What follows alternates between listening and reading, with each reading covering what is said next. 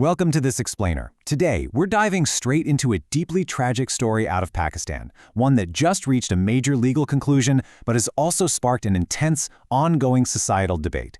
We're going to examine the murder of 17-year-old TikTok star Sana Yousaf, the court's verdict, and the really complex national uproar that followed. It's a case that sits right at the intersection of social media fame, gender-based violence, and deep cultural divides. So, 1.5 million. That's a massive number, right? Well, that represents Sana Yousaf's combined reach across her social platforms before her tragic death. She had over 1 million followers on TikTok and another 500,000 on Instagram. To truly understand why this story gripped the entire nation, you kind of have to understand the sheer scale of her audience. She wasn't just a teenager messing around on a smartphone, she was a major digital creator with a huge, highly engaged audience following her every post. To properly grasp the weight of this event, we'll break it down into 3 parts: a virtual life, a physical tragedy, and a national uproar. Section 1. The death sentence. A court in Islamabad just recently handed down a really definitive and severe ruling. 23-year-old Umar Hayat was found guilty and sentenced to death for the murder of the 17-year-old influencer. It's just a stark, heavy contrast, you know? A young man in his early 20s permanently ending the life of a teenager who was literally just starting hers. On top of the death sentence, there was also a financial component to the ruling.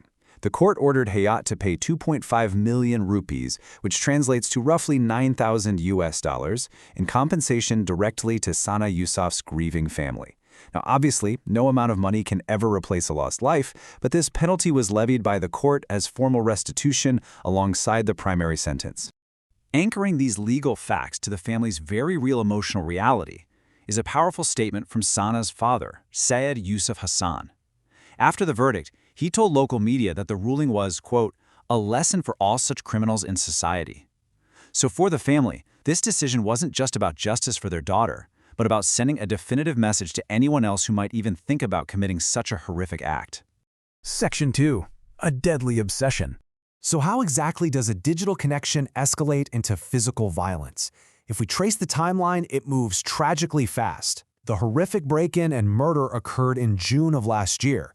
By July, Omar Hayat had already admitted to his crime in police custody, confessing to a completely one-sided obsession he developed after a few online interactions.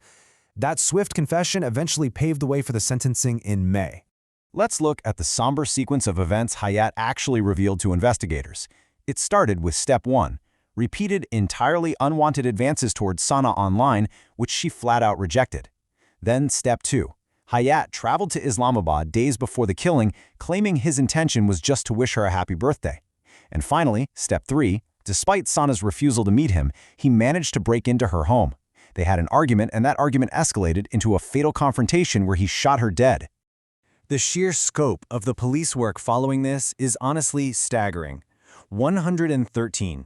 That's the number of CCTV cameras scanned by law enforcement. Police conducted a massive manhunt, raiding locations across the capital of Islamabad, where Sana lived, as well as the province of Punjab.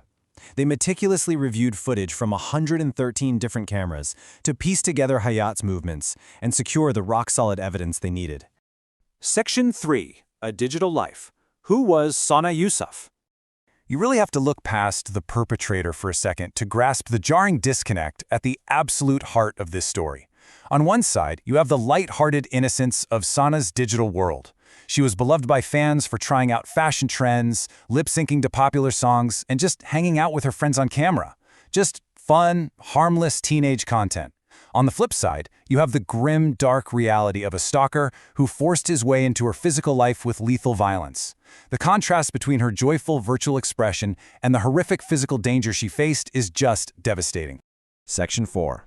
Violence and online backlash. For a lot of activists in Pakistan, this murder isn't an isolated incident. It's part of a much larger systemic pattern of violence against women. Following her death, the internet discourse became heavily divided. While a massive portion of the public shared deep outrage over Sana's murder and mourned her loss, there was also a highly controversial backlash directed specifically toward her work as an influencer. As our source material outlines, this criticism emerged mostly from a specific small portion of male internet users, some of whom cited religious grounds for their disapproval of her content. To understand exactly what this backlash looked like, we can look at a quote from Usama Khilji, the director of the digital rights advocacy group Bolo B. He explained that these detractors were, quote, asking why she was putting up all this content and even suggesting the family should take down her Instagram and TikTok accounts because they add to her sins. We bring this up just to neutrally outline how victim-blaming arguments were actually being framed online by certain groups in the immediate aftermath of her death. Right, so the crucial point here is how human rights advocates responded to that exact backlash. Prominent activist Farzana Bari offered a very sharp counter-perspective. She argued that the negative reaction to Sana's videos is fundamentally misogynistic and patriarchal. She emphasized that Sana Yousaf had her own voice, and that blaming a teenage victim for the content of her fashion and lip-syncing videos completely ignores the reality of the violence committed against her.